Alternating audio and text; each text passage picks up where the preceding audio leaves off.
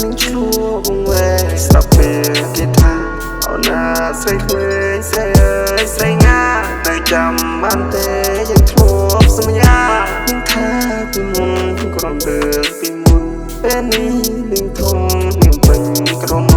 បងលឺហើយសារអស្នាចង់យំត្រជានាងនៅស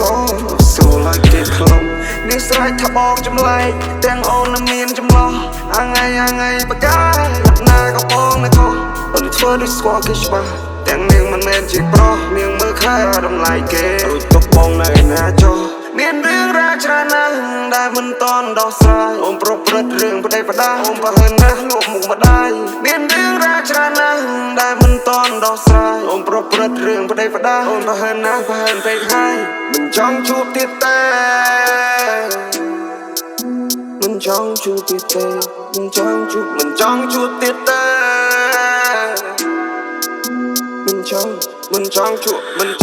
មិនចង់ជួបទៀតទេស្នេហានេះខកគេឲ្យខ្ញុំនេះឈឺចាប់សប្បាយត្រឹមមួយពេលនាងថាយកពីបងតែការពិតចូលទេ